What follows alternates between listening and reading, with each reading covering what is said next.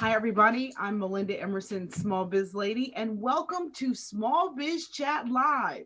You know, I have been so excited to get back with you and give you all this great information. We have an amazing show for you tonight. Now, we started Small Biz Chat over 10 years ago. We started on Twitter as a tweet chat, but now we have evolved. Small Biz Chat Live comes to you once a month. We have three guests, and we're still dedicated to helping with our mission to end small business failure. We're basically like a peer-to-peer mentoring program for small business owners to get the information they need to grow their small businesses. Now, tonight's video broadcast, we have three guests, and we are broadcasting live in three places. You can catch this show live on my Small Biz Lady Facebook fan page, or you can head over to my YouTube channel, or we can't forget about our Twitter peeps. We are streaming live on Twitter as well via Periscope. So any way you want to check us out, check us out. And please, I invite you to leave us comments, use our hashtag SmallBizChat to retweet some of these amazing pearls you're going to hear from my guest tonight. We just want to make sure that you know that we're here for you. We want to give you advice, and we're going to give you information from three different angles tonight that's going to help you take your business to the next level. So with that, let me tell you what we're going to talk about tonight. We're going to talk about how to have an amazing customer experience with Kim Church. She's going to teach all of us how to get better at being great to our customers. Online marketer Evan Weber is with us, and he's going to be talking about affiliate marketing. And tax expert and CPA, my personal CPA, Yvette Mitchell, is going to be here tonight, and she's going to tell us money moves you can still make before the end of 2019 to set yourself up great for tax season. So we've got amazing things to talk to you about tonight. So with that, let me introduce my very first guest. My first guest is Kim Church, and she has over 20 years of experience in the public eye. Kim has been a successful news and entertainment reporter, TV, fashion, and lifestyle expert, a national shopping channel host. You guys will probably recognize her. And now she's the president of Experience Global, and it's a customer and patient experience training company based in Nashville, Tennessee. Miss Kim, thank you so much for joining me tonight. Thank you so much for having me. I'm super excited to be here. Oh, listen, the pleasure is all mine. I'm already a fan of yours. So listen, tell me, why is customer experience so critical now, to the long-term success of a business? Well, we really believe at Experience Global that it's everything to a business. If you're not paying attention to how you're treating your customers and how they're responding to you and how they really feel about you, well, you're missing out. We find that a lot of small businesses, they have a plan and they have a goal and they think they know who they are. And sometimes they're so driven by their idea of what the company should be and what you should do that you forget about the customer. So you need consistent interaction to maintain customer loyalty, because that's the way you're going to build a business, especially when you're a small business. When a lot of your business comes from word of mouth, comes from social media, people saying they like it or they don't like it. So to us, it's everything. And it looks very different throughout all industries. We deal a lot with hospitals, where it's the patient experience. We have to think about the patient, but at the same time, we train Nissan, where you have to think financial, parts of all the customers. So it's really everything. It's how you begin your company and how you begin your business, and it's really how you grow your business. So I've had people say that you can actually disrupt your competition through excellent, customer experience. Can you give me like an example too of something like that? Well, what we suggest people do is we really want you to go out and find out what your competition is doing. The first thing you need to know is, what are they doing right? What are they doing that I'm not doing? So you find that out, and then you find out, well, what is it that they're doing and how can I make it better? So then you take something and you go to a whole new level. You also want to know exactly what they're doing wrong. Because I think a lot of people always look at, oh, well, so-and-so does this right, or so-and-so, they give loyalty cards to their customers. But you need to find out, what are they doing wrong? And it's not hard in today's technology to find out what someone's doing wrong. You start Googling that company. You start going on and looking at reviews. And what you can do is you can take that information and turn it around to your benefit. And then you start advertising and promoting the things that you're doing better than the other company. Mm-hmm. So what is the difference between a satisfied customer and a loyal customer? Because I know that there's, Right. I know people like you talk about there being a difference. Tell me what is different, because I think a satisfied customer, that they like me, great, Right. but what does it mean to when you can take it to loyal? Well, we feel that when you move from a satisfied customer to a loyal customer, you're creating an ambassador. And that's what you want. That's what a loyal customer should be. If I'm a satisfied customer, that means I showed up at your business and it was okay service. I might go back. I might not go back. If it's convenient, perhaps I will. But if you really, truly make a loyal customer, you create an ambassador. And that is someone who will go out and spread your message for you. There's no better advertising than the word of mouth, than sharing it on social media, than friends telling friends. So you want to create ambassadors who literally have bought into your brand, have bought into your company, have bought into your product, that are there promoting it for you. So that's what you truly want to do. And that's how you grow a business, is creating ambassadors. And that's what we believe in. So, what do you think is the biggest mistake that some companies make? Like when they decide, okay, we've got to fix our customer experience. We're Yeah. getting too many, user generated complaints on Yelp. Like, what is the biggest mistake that people make when they're trying to figure this out? Well, I think the biggest mistake that everybody makes across the board when they're trying to improve their customer experience is they keep focusing on the customer. You have to know how your employees feel. If you're not taking care of your employees, and we have something that we coined, is called the INsperience, which is INSPERINCE, and that's the internal experience. And we believe that happy employees make happy customers. So we go into businesses and we go into hospitals, and they're so concerned about what the patients feel, what the customers feel. And I'm like, you know what? How do your employees feel? Have you even surveyed your employees? Because that's what we do. Is we walk in, the first thing we do is we survey the employees and we ask them, what do you think about your customer experience? And it's an immediate snapshot of really their strengths, their weaknesses, their opportunities and threats. So I think so many times companies are just so focused on what can I do to win more customers that they're losing employees left and right. And you know that if you go into a business or you receive an email from a business and every other month it's a different person emailing you because somebody's left, I mean, that pretty much tells you a little bit about that business. So for us, we believe that people most of the time forget about taking care of their employees. And that's number one. I agree with that. So, with employee happiness being key to great customer experiences, how can you keep your employees inspired?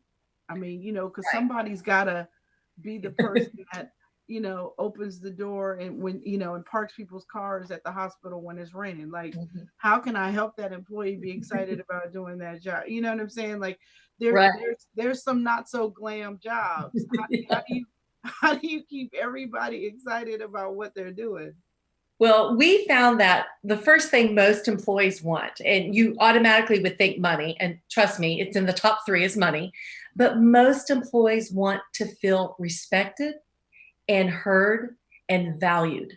So if you're making sure that your upper management is really, truly pouring into the employees, listening to the employees, engaging the employees, they also want an opportunity to move up.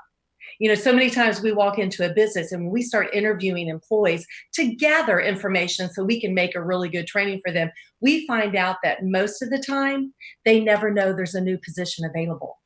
The company immediately goes outside. They're like, you know what? We worked here for 5, 10, 3, however many years. We want first dibs on trying to move up. So I think you have to engage with them from upper management. They need to see upper management truly being part of the team and not just dictating and giving information and giving commands and giving work schedules, but we really encourage people to speak with their team, to listen to their team, to bring in training, to allow them to get certification and continued education and that kind of stuff. But really, at the end of the day, employees just want to be heard. And we find that, as odd as it seems, in a world that there's not a lot of human touch, we're finding that throughout small and large companies, people just aren't listening to each other. Mm. That's not a terrible big surprise to me. Yeah. So if it comes to like keeping up with employees and what are the best ways to sort of like get employee feedback and data? Well, the first thing that you can do is make sure that when you're doing reviews, that you give them an opportunity to, voice their opinion or their ideas. Even, a long time ago, 50 years ago, if you would have walked into a business, you would have seen a little tiny box on the wall and it would have said suggestions. People don't even do that anymore. Little things like that. Give us a suggestion. Highlighting an employee every month in the newsletter or the bulletin. Doing special things. I mean, listen, food works.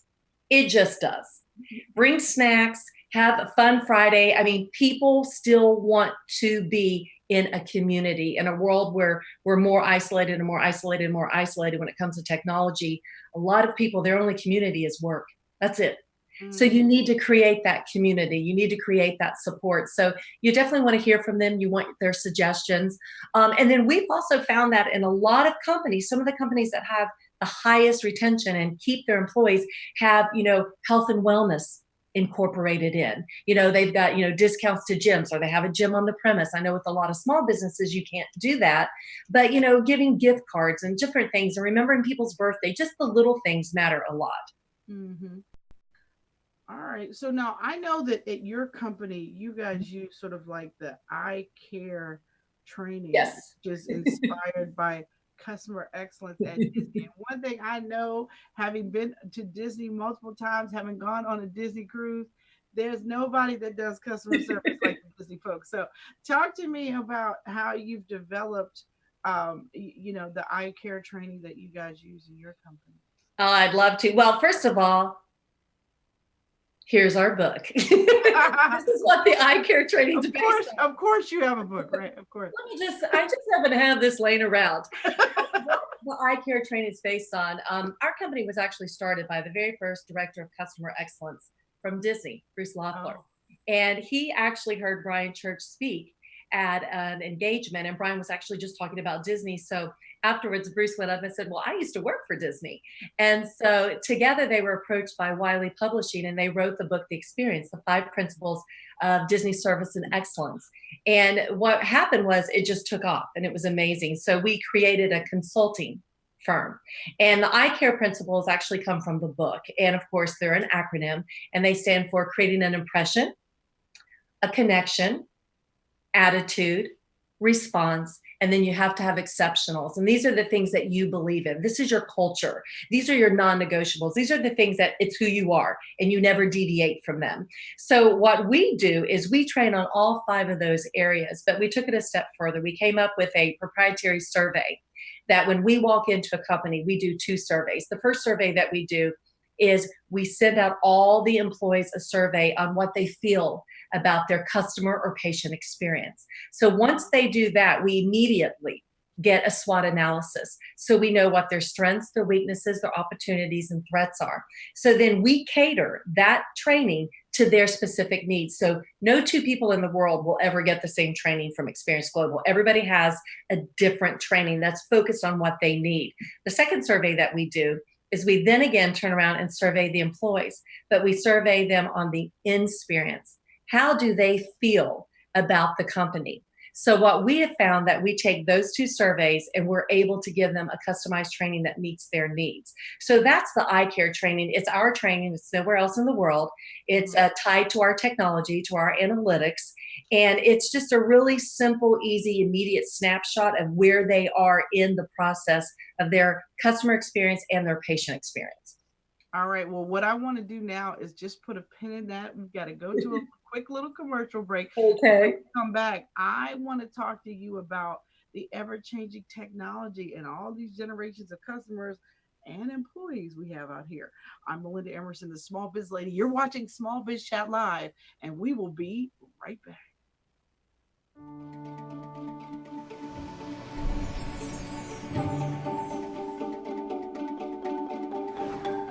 Hi, I'm Melinda Emerson, Small Biz Lady.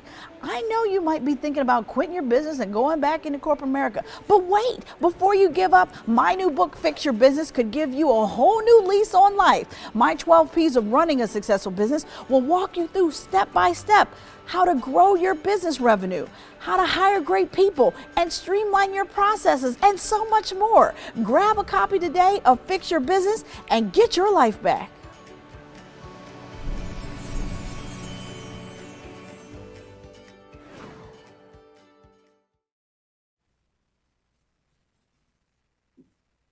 Welcome back to Small Biz Chat Live. I'm Melinda Emerson, the Small Biz Lady, and we are here talking with Miss Kim Church. She's the president of Experience Global, and we're talking about how to have an awesome customer experience to grow your business. So, Kim, we left off with you explaining sort of like your eye care training system, but now what I want to talk to you about is how do you balance today's ever-changing technology, which, let's face it, is replacing people with machines and still keep a human touch to your customer experience? How do you do that?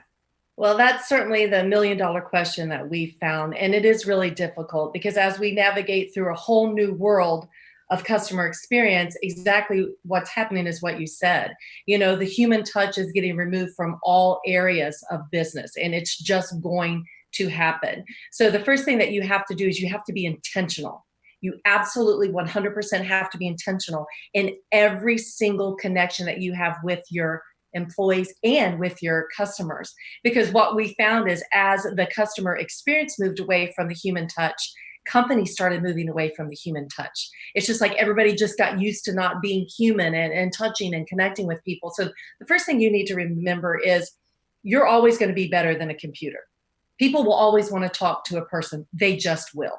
Right. But it has to be available. You have to keep technology at the forefront of any industry that you're in, whether you're a small business or you're a large business, it doesn't matter. So you have to have that good balance between I'm still able to reach out and touch my customers, and maybe it's a simple email, or, I know right now, a lot of companies will do the text, they'll send a text with a special deal, but, don't forget about the human touch. It is the holiday season, and I'm just going to be honest, I was surprised. I ended up getting 3 or 4 cards from people that I've done business with.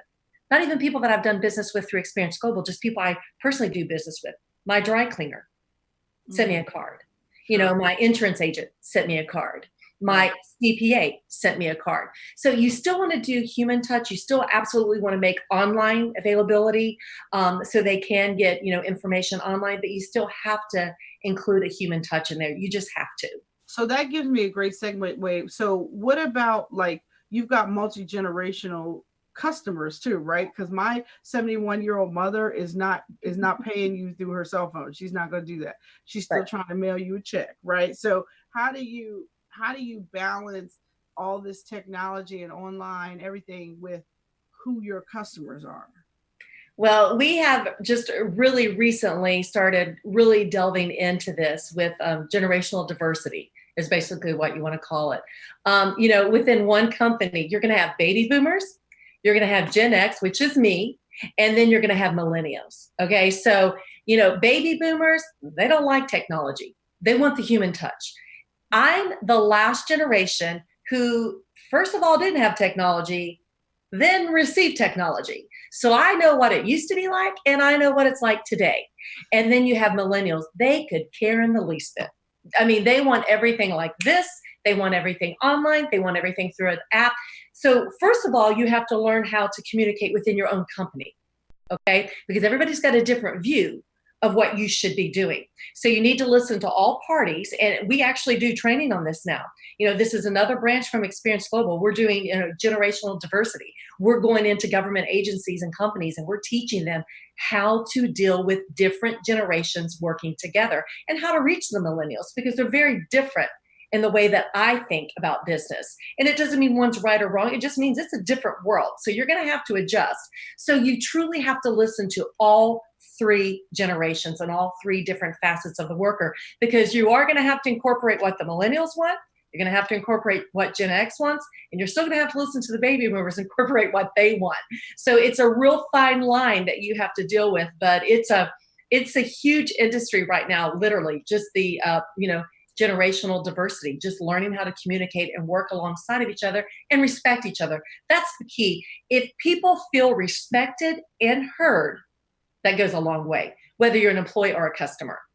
Awesome. Well, listen, thank you so much, Kim, for spending time with you. Don't go away. We're going to bring you back for our panel at the end of the show.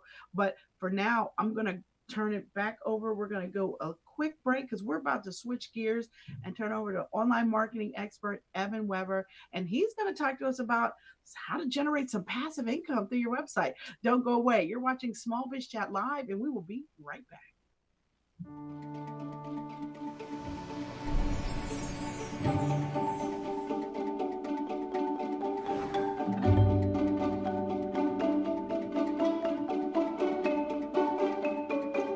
My new book, Fix Your Business, is really about encouraging people to take back control of their business and change how their businesses is run. It's not okay to skip paychecks. It's not okay to never feel like you can take a vacation. And it's also not okay to not know how much profit you've made in your business until your taxes are done. I really want business owners to stop letting their businesses be runaway trains. I've written this book to teach people processes and systems to help them run their businesses intentionally. My goal is to help existing entrepreneurs create a business that allows them to live their dream life.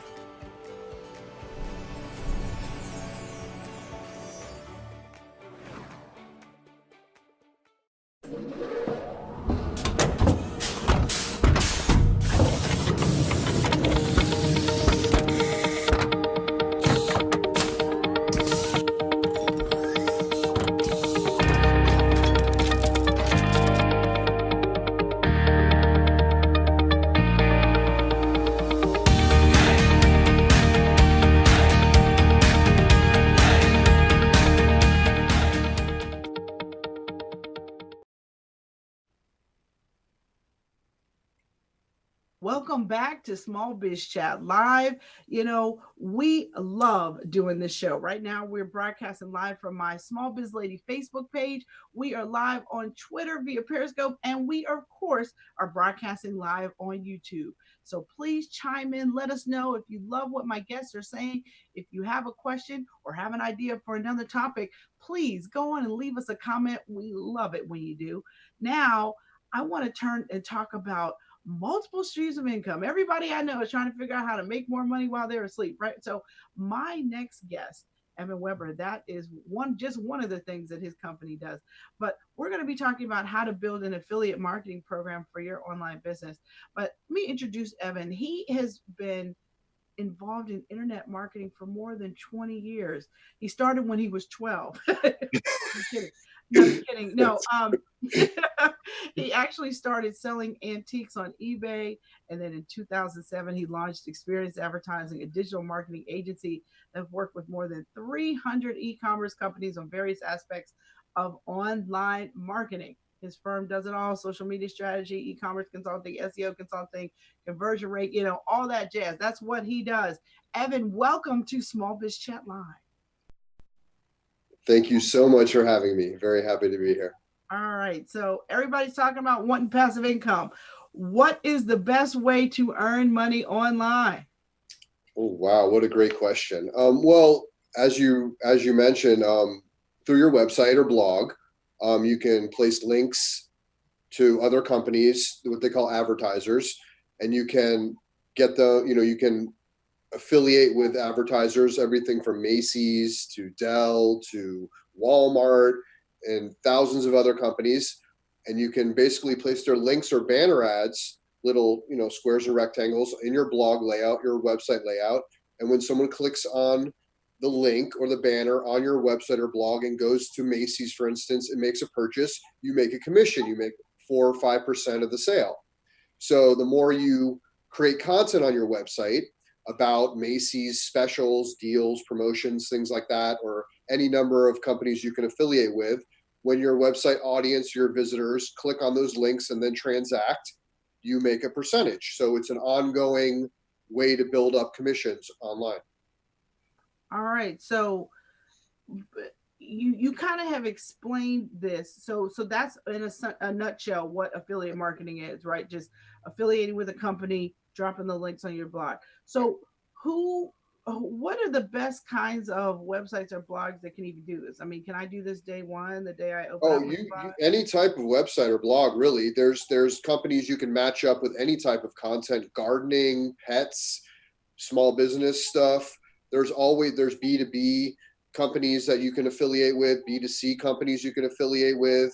There are networks, large networks like Commission Junction, CJ, where you can affiliate with thousands of different companies and pick and choose who you want to place on your blog.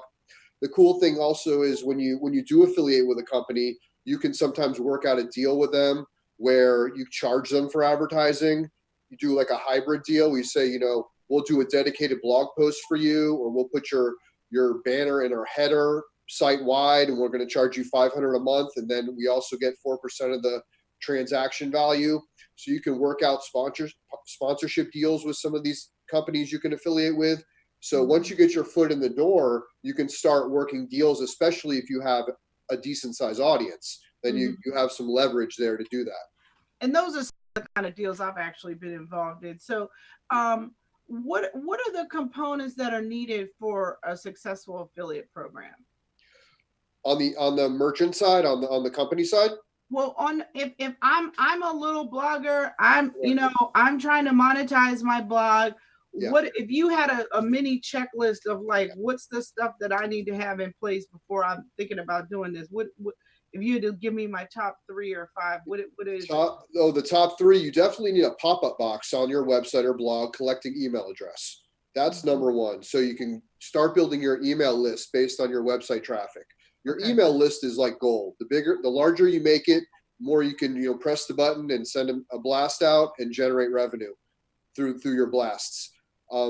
Number 2 top suggestion I would have is just become a very prolific content producer. Blogs that don't have a lot of content don't get a lot of traffic. Okay, the more content you build up on your website, the more organic or free traffic you'll get through Google, Bing, Yahoo, etc. So you want to become very prolific with your blogging, your website posting. A lot of bloggers and what they call web publishers, they spend too much time monkeying around with their site and playing around with the layout. And you need a site like something on WordPress with a nice theme, something where you don't have to mess around with your site and playing around with it too much, where you can just focus on producing content. The more content you produce, the more traffic you'll get organically from Google, for instance. The more your list will grow, the more referrals you'll create on those links and banners in your blog posts or in the site layout. So it all comes back to being a prolific content producer. Okay. And as far as the third one, I'd say, becoming a prolific sharer. You do a blog post, you share the post. There are techniques for sharing posts on Facebook, Twitter, LinkedIn, etc. And you can, share other people's content. They'll share yours. Build your network of other like-minded individuals, bloggers in your niche, where you can share, retweet their posts. They'll do the same to yours. That's a tremendously amazing way to grow your traffic, is to network with people that have similar types of blogs or websites where you can share each other's content, and it does wonders for increasing your website traffic. All right. So how do joint ventures or sort of like reciprocal partnerships with affiliate marketing kind of work? Can you explain that?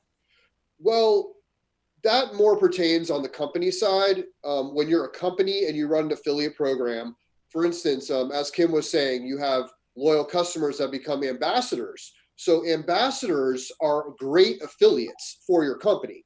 Once you have a loyal customer that becomes an ambassador, you can actually turn them into an affiliate by creating a referral link for them and saying, here's a link, go ahead and share it around Facebook, Twitter, or through email, and we'll pay you a percentage of the business that refers to our website.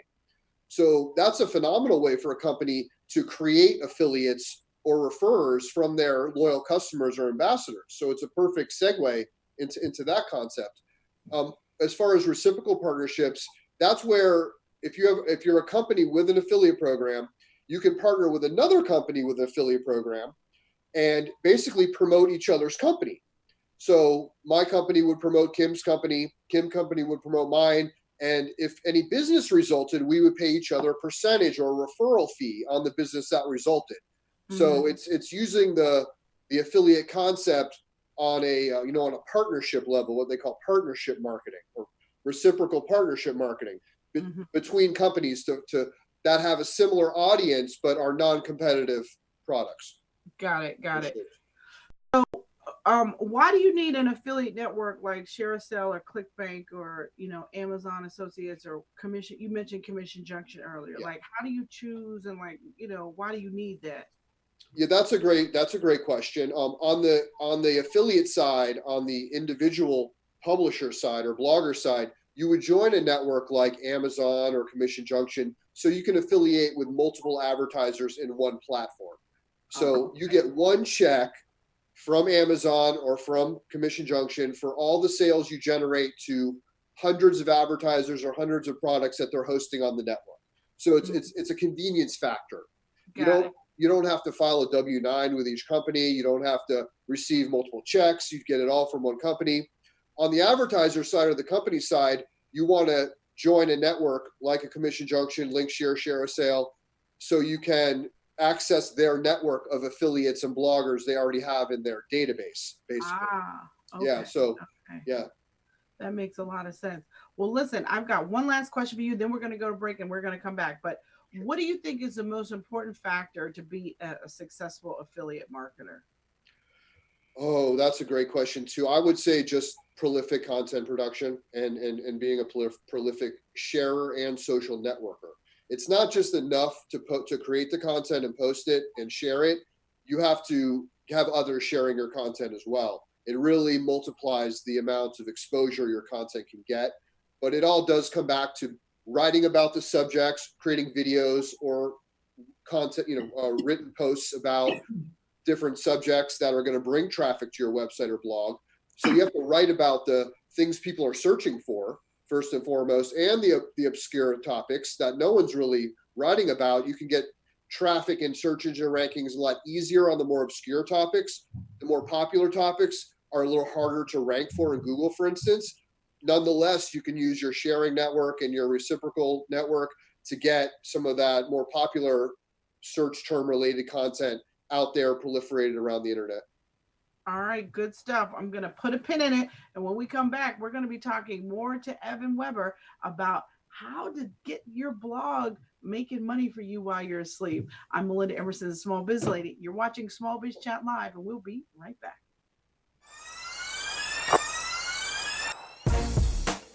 Are you tired of struggling in your business, not taking a paycheck, dreading dealing with your business in the morning?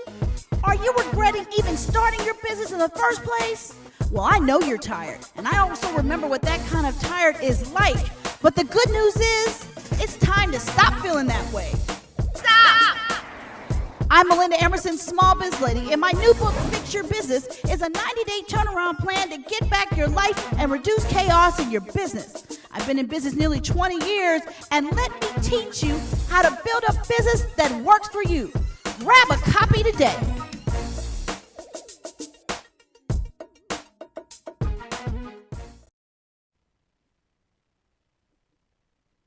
Welcome back to Small Biz Chat Live. I'm Melinda Emerson, Small Biz Lady. The mission of Small Biz Chat is to end small business failure. And with that, we're talking back with my guest, Evan Weber. He is going to talk to us more about affiliate marketing. So, all right, Evan, I've got this product. I've signed up. I've now have an affiliate program. How do I recruit people to sell my product? What a phenomenal question. There are many ways to do so. One great way is to make a list of all the blogs in your niche or in a particular niche. Let's say you're selling, pet products on your website, for instance. You'll want to go after pet bloggers or people writing about things related to pets. And you'll want to contact them and say, hey, I found your website. You did a great job. I'd love to bring you on board as our affiliate. We can pay you 20% of the sale. Click here to sign up. That's one great way to recruit affiliates. It takes a lot of effort, a lot of work, but pays dividends. You can jump on a network like ShareASale or CJ, for instance, and they have affiliates that will just basically funnel into your account, and you can pick and choose who you want to work with from the ones that apply. Another way is you can actually run ads on Facebook, targeted ads on Facebook to people that are into pets, and you can recruit them to be an affiliate. Say, listen, you like talking about pets? Join our affiliate program, and we're going to create a referral link for you that you can share on Facebook, Twitter, etc. That when someone clicks the link and purchases, you're going to make 20% of the sale. So you can turn customers into affiliates. That's another phenomenal way. Ambassadors are great affiliates. They're already motivated about the company, so it's nothing for them to say, hey, if you need this service, click this link. Or this company has a 10% off sale this week only, click the link, and you share the content and links on your blog, on your Facebook page, your Facebook profile, Twitter, LinkedIn, Pinterest, etc. And so those are some great ways to find and recruit affiliates. Got it. Now, what is the right commission structure though? Like you said 20%, but I've seen people put stuff out there as high as 40 or 50%. What's the typical kind of going rate if I'm trying to get people to sell my stuff? It depends on online course or something like that. It depends on the margins of the product or service. Depends on how big or how good the margins are. If you have a big margin on the product or service, you can offer more, 20, 30, 40%. Now it's dangling the carrot with a high percentage commission rate is good, but that's not the only factor. The other factor is how many people actually click and transact or click and do business with the company. That's called the conversion rate. So it's a combination of the commission rate and the conversion rate, which equates to how much money the affiliate will actually make by promoting your company. So it's really, you dangle the carrot with the percentage, but the potential affiliate could look at your website and say, this website sucks, or it's not that good. I'm not going to promote this. So you have to have the right presentation. I tell companies all the time, don't go after affiliates or recruit them until you're ready. You have a great, well-designed website, a great conversion rate, click-to-sale ratio, and a great commission rate. When you have all those boxes checked, you can start reaching out for affiliates and bringing them on board, knowing that when they promote your company, they're likely to earn a commission, as opposed to not earning a commission. They're like, why'd you even invite me to this? Got it. So that's really important. All right. So last word on this. Should you test your product with your own funnel before you try and get out there and get affiliates to sell it? I'm so glad you asked that. Absolutely. I tell companies on a daily basis, you have to make sure your own digital marketing campaigns produce ROI before you can ask an affiliate to promote your company. You have to prove out the conversion metrics and actually improve the conversion metrics from where they are currently through various tools and strategies, which is another topic of conversation. But you have to take your website through what's called conversion rate optimization, which is increasing the click to sale ratio before you even can justify asking an affiliate to promote your company as a third party. Otherwise, they're not going to make any money, and they're going to be asking you, why did you invite me to this thing? I'm not making any money. If they are making money, they're going to be more motivated to keep promoting it and put resources behind it. So it's very important you prove it out with your own funnel and your own digital marketing spends and advertising campaigns to prove the model and improve the conversion rate. Perfect. Well, Evan, thank you so much. I really appreciate all your pearls of wisdom, but hang out. I'm going to bring you back for our Hit It or Quit It panel, so don't go anywhere. But listen, when we come back, we're going to be talking about tax money moves you can do with 2 weeks left in the year. You can still save money and do a little bit of tax planning. My personal CPA, Yvette Mitchell, is going to be here, and she's going to be talking about things you can still do for your tax planning for your 2019 taxes. Stay with us. We'll be right back.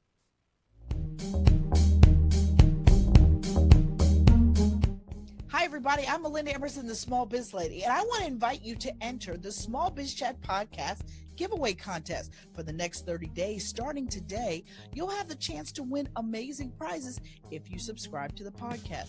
All you need to do is take a screenshot after you subscribe to the Small Biz Chat podcast and tag me, Small Biz Lady, on Twitter or Instagram. Once a week, I'll select a winner, and you have a chance to win one of my autographed books, Become Your Own Boss in 12 Months, or Fix Your Business, or you might even get a chance to win one of my limited edition Small Biz Chat podcast t-shirts. Don't delay. Subscribe to the Small Biz Chat podcast today.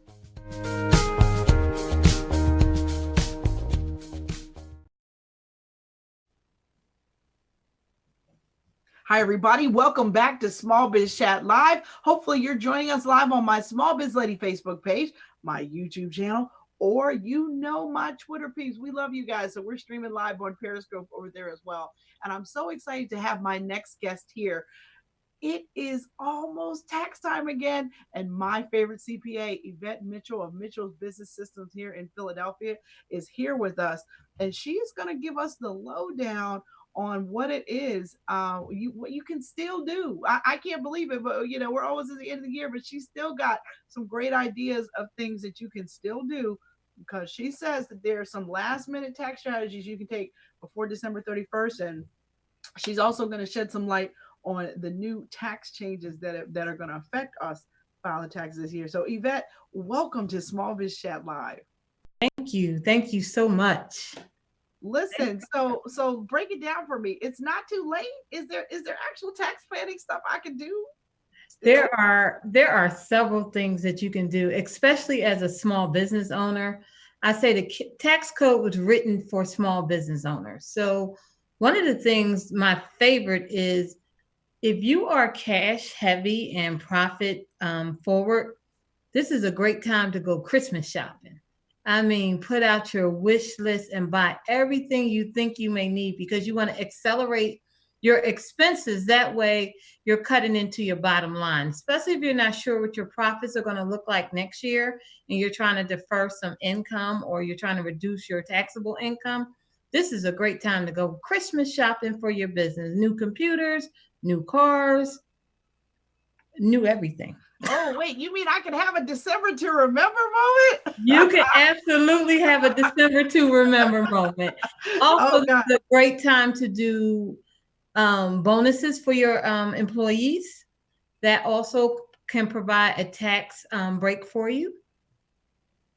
All right. Well, that's three good things you can do. All right. So how can we position ourselves? I know that there's some things that have changed about the tax code in 2019 that we kind of need to be aware of. So can you give us a couple of things we need to be aware of? I'll give you a few of those things. The first thing I want to emphasize to the audience: tax planning does not take place on April 15th. So you should be talking to your CPA, your accountant, throughout the year. So some of the great things in the tax code for small businesses is what they call QBI, qualified business income. So most of us will qualify to get an additional 20% taken off of our net income. So that will reduce our taxable income by 20%. So most small businesses will qualify for that. There's also the new for the under the new tax laws. They actually took place and effective for 2018, but they're still affecting 2019 and 2020. So there's the QBI, which is 20%. The child tax credit has increased from $1,000 to $2,000. Also, if you are taking care of relatives, this is new for 2018 and 2019. If you're taking care of relatives, your mother, your father, a grandparent, a niece, a nephew, you're also able to get an additional $500 credit for those people as well. Good stuff. Good stuff. All right. So are business owners still able to do itemized deductions, or is the sort of like big deduction kind of wiped away the itemized deduction stuff? Our business owners always itemize. We have to, the IRS likes for us to segregate our expenses by category. So we've always been able to do it. A misconception is people think that they cannot claim meals and entertainment. Meals are still there. Entertainment has went away. So you still can claim 50% of your meals, that when you're entertaining your clients, your customers, you're taking out those type of people, you can still write those off 50%. If you're having an office party, the food can be written off 50%. Love it, love it, love it. All right. So paying quarterly taxes sometimes is a big challenge for small business owners. They want to wait until, March 15th is when business taxes are due. April 15th is when personal taxes are due. I like to always say that because people walk around here thinking that their business taxes are due in April. It's like, no, boo, your business taxes are due March 15th. If you Absolutely. now, but the quarterly tax thing, does it make sense to pay it quarterly, or should you just wait and get whopped in the head, in March and pay it all at one time? Well, according to the IRS, we are a pay-as-you-go system. So the IRS would prefer that we pay on a quarterly basis. And just to be clear, for the March 15th taxes that are due, those are the 1120Ss and the partnership returns. Those are due March 15th. All other tax returns, C Corps and personals, are due on April 15th. So as far as the quarterly payments, you are required to pay them. I know a lot of small business owners can't, but what I suggest to some of my business owners as they're getting in checks, especially large checks, maybe take 10 to 15% and pay that monthly. So you can send your quarterly payments on a monthly basis if that quarterly payment is big, but I'd rather pay in small chunks opposed to get to the end of the year and you owe 15, 20, 30,000 when you could have paid 10, 1,000 a month, 1,500 a month, something that would help goes towards that bill. So quarterly taxes are required. They really aren't optional, but a lot of small business owners do use the option to pay optional. All right. So what do you think is the biggest tax opportunity that small business owners tend to miss? A lot of small business owners are not. I tell people I'm a walking, living, breathing tax deduction. My whole life is a tax deduction. So a lot of small business owners, they're running their business out of their home. So they're missing a lot of those deductions. So they're not taking it. Can include your toilet paper, your paper towels, your lawn service. If you have a pool, that's part of your house, you can pay for that service through your business. Depending on the ratio of the part of your house that you use. So a lot of business owners are missing out on the home office deduction, which can become a significant amount. All right. All right. Now we just have a few more minutes, but I want to ask you two more questions. So if you have not touched any of your online accounting all year, what should you do? I mean, should you just beg on the mercy of your tax accountant and say, please, will you help me? I mean, if you have done nothing and you know you're a shoebox or Ziploc bag entrepreneur walking around with receipts, I mean, what should you do if you haven't done anything? A couple of things. So if you haven't done anything, you can sign up for one of the online accounting services, and you can kind of do it yourself. It allows you to import your bank statements. Therefore, it makes it a little bit easier. If you're more of a shoebox, you might want to organize it, put it in an Excel spreadsheet. Most people will be drinking eggnog on New Year's Eve. You may want to pull out your shoebox and have your own paper celebration. Don't throw the receipts all over the house, but that's what you may want to do. So you may just want to get it organized to help, and you want to get into your CPA as soon as possible, because after January 15th, 16th, it will start getting busy and you'll find yourself either paying way more money than you should, or you're getting pushed to the back burner. Okay, I think that's real talk there from a real CPA. Luckily, I'm grateful I'm not one of those people. All right, so how often should you be meeting with your accountant to do tax planning? I mean, is tax planning something you start doing in January, quarterly? Like how often should you be talking about tax planning? I'm assuming December is not the right time. Absolutely. As I tell anyone, tax planning does not take place on April 15th. You should be meeting with your accountant at least quarterly. Monthly would be ideal. And I always tell anyone, if you only meet with your accountant on April 15th, you don't have an accountant, you have an overpaid tax preparer. So if I'm planning things for my clients that are doing things in 2021 right now.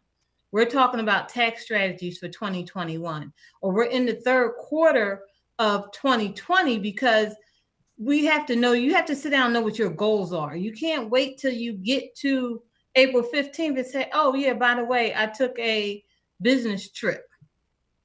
So you need to really sit with your CPA, your tax advisor, at least on a quarterly basis. All right. And then what about the Tax Cuts and Jobs Act? I mean, how can we still benefit from that? Absolutely. Those are temporary revisions to the tax code. They're going to go away in 2025 or 2024. But right now we can take advantage of those, which would be the QBI. So this new tax code was really written for the small business owner.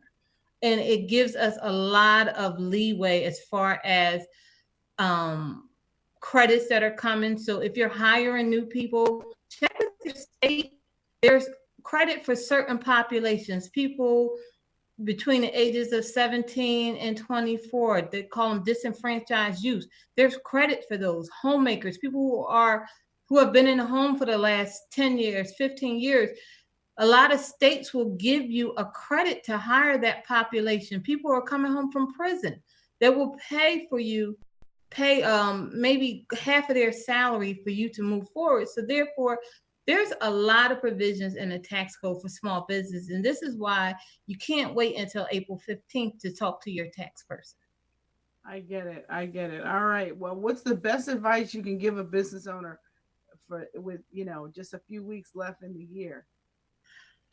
Make that Christmas list, check it twice. And really, if you haven't taken the time to look at where your business is, this is a great time because it's a little bit slower this year, a little slow at this time to really start making a plan for your business, building a strategy on how you're going to move forward. So this would be a great time for you to take and start looking at those things and setting up an appointment with your tax advisor in this first quarter, just to see what you should be doing to get yourself on target for the year. All right, good stuff. Well, Yvette, you have been so terrific, and you've been my tax accountant and my real accountant for years. So I appreciate you coming on and giving everybody the good advice that you give me. Don't go away. What I'm about to do now is bring back our other two guests. So Kim Church and Evan Weber are about to join me, and we are going to do our little panel that we like to call Hit It and Quit It. So I'm going to ask, and here's how it works. It's pretty simple. I'm going to ask all three of you the same question. Now, here's our rule. You only have 30 seconds to respond, and you cannot repeat somebody else's answer. So if somebody gives your answer, you got to come up with something else, all right? This is going to be really, really fun because I promise I'm not going to ask you guys anything hard. I promise. Now, but here is my first question. And actually, Kim, I'm going to come to you first because you're the one that has had the longest time to rest. So I'm going to come to you. Kim, my first question is, what is your favorite podcast? What is your favorite podcast? So I'm going to start with Kim. I'm going to go to Evan, and then Yvette, I'm going to come back to you. Well, I would say my husband's. My church. Good answer.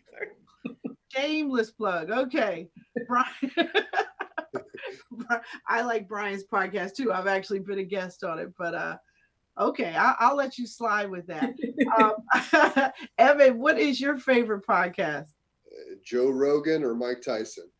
Wow. Okay. Joe Rogan or Mike Tyson. They're two diametrically opposed characters, but all right, I'll take it. Yvette, what is your favorite podcast? Better Than Success with Nicole Purvey. All right. I'm into real estate now, so I've been really watching and following her. All right, Better Than Success. I haven't heard that one, but I'm gonna check it out now that you have given me that great suggestion. All right, here is my next question, and I'm coming to you, Evan, first this time. What is your favorite business app? What is your favorite app? I'm gonna go Evan, Yvette, Kim this time. I'd have to say LinkedIn, number one. Really? Absolutely. Oh, interesting. Tell me why. Why is LinkedIn your favorite business app? Well, it's if you use it properly and you use it productively, you can get business out of it. You can share your content with it. You can really interact with people, build your network, and really get business out of it if you go about it with a lot of tact and a lot of delivering value in the process. Okay. Yeah, absolutely. Good stuff. Good stuff. All right, Yvette, what is your favorite business app? Mile IQ. It tracks my mileage and keeps me sane. All right, Mile IQ. I actually am familiar with that. So that's the one where it tracks where you drive, and every month it like sends you a little email with how many miles. Yes, and that's very important for small business owners. That's one of the things that the IRS will audit you for, are those miles that you're claiming. So it helps you keep an accurate count of your miles. All right, good stuff. Kim, what is your favorite business app? I would have to say QuickBooks. Okay. Sort of a nerd. All right. So you like to make sure you're counting your own money. Okay, good stuff. More power to you. I wish I had those skills. I do not, but it's okay. All right. Now, my next question, and Yvette, I'm going to start with you on this one, is what is your favorite old school marketing tip? Favorite old school marketing tip? So I'm Ooh. going to go Yvette, Kim, Evan on this one. My favorite marketing tip is, ooh, I have to think about that one. All right. We're going to come back to Come you. back to me with that. Evan, what's your favorite old school marketing tip? The customer's always right, or a complaint is a gift, things of that nature. Complaint is a gift. I like that one. We'll Mhm. take that. We'll take that. All right, Kim, Miss Customer Experience yourself. What is your favorite old school marketing tip? Well, I would have to take a little book out of my father-in-law has a business, and we started it with, I guess it's the guerrilla marketing. Mm-hmm. You just saturate the community that you want, and like literally, he started a business where he put door knockers on the door because you can't put anything in a mailbox now, or I guess you can outside, but and he built a six-figure business within a year. All right, That is door knockers. all he did. That's it. Door knockers. He doesn't even have a website. Wow. So That's interesting. All right. Well, my favorite old school marketing tip is handwritten letters. Like I really like if I meet somebody and I really connect with them, I will send them a handwritten note on my personal stationery, and usually I'll get a call. Oh, I really enjoy meeting you too, that kind of thing. So that's my secret weapon old school marketing tip. All right. So I'm gonna ask each of you now, what is your favorite business book? And then followed with that, I want to know what is one prediction that you have for 2020. So, Evan, I'm coming to you first. I want to hear first your favorite business book, and then I want to know your one prediction for 2020. And then, Kim, I'm coming to you, and Yvette, I will give you the last word. Yeah, again, a complaint is a gift. It's a book. It's a phenomenal piece of advice too. I believe in the book they gave an apple pie to the people who were complaining, and it worked wonders to getting them back on board with the company, in the good graces. So I'm a big believer in customer satisfaction experience translating into business success. Absolutely. As All far right. as the projection, I project, very obviously that more business will be done online and less offline. Unfortunately, for a lot of the brick and mortar retailers, and they're getting squeezed out, and that's going to continue to occur. So they have to transition online or get more creative with their offline marketing, using digital to drive in foot traffic, and you can use social media advertising, other Google and whatnot, to drive small business traffic and brick and mortar traffic. You just have to do it with the right strategy, but you have to really combat the that flow, that tide. It's definitely a tsunami. So, but it can be overcome with the right strategy. All right, Kim, what's your best favorite book and your one prediction for 2020? I would probably say this is my favorite business. Oh, Or the other book my husband wrote, Relationship Momentum. Just giving him a plug out. I agree wholeheartedly with what Evan said. I think we're going to consistently move to online. But what I feel is going to happen is I believe that we're going to start to see a resurgence over the next 1 to 4 years on bringing more of the human touch. I also think that next year in 2020, you're going to find very creative ways that companies are trying to find a human touch, even though most of the business is online. And, what you said is true. I think people are going to start sending little handwritten notes. I mean, you're going to start to see a lot of really different things, I think, because, it's so much more convenient to do online, but we're just losing the human element. And I think eventually America is going to want to revert back to more touch with people. All right. Good stuff. Yvette, I'm going to give you the last word. What is your favorite business book and one prediction for 2020? 10X The Rule by Grant Cardone. I love that book. It's just, it helps you go to that next level and to think at that next level. my prediction for business, the gig economy is going to continue to grow. Gig economy, personal valet, anything in the service industry, as people want to be more catered to and pampered, the gig economy is going to continue to grow, and it's going to grow at a rapid rate. I agree. I agree. And I'll give you guys my two. So my favorite business book is The E-Myth Revisited by Michael Gerber. Favorite book. My prediction is that I believe that story is going to become more important than brand. I don't think that brand names, slogans, all that kind of stuff, I don't think people care about that. I think people care about the reason why you started it, the reason why you're still running it. And I believe that that is going to be above all. I also say that, there's a lot of talk about AI and machines taking over. I don't think the machines are taking over. I actually think we're still going to need people. So I think that, AI is definitely going to help us in terms of automation with, getting information faster about people, but there's still going to have to be some human checking on it. That's it. That's me. And listen, this is our last show of 2019. And so I am so grateful to have spent time with you three tonight. Thank you so much, Kim Church, Evan Weber, and my good friend Yvette Mitchell of Mitchell Business Solutions. I appreciate you guys so much for coming on tonight. And listen, this is Small Biz Chat Live. The mission of Small Biz Chat is to end small business failure. I will leave you with this. You never lose in business. Either you win or you learn. God bless everybody and Happy New Year.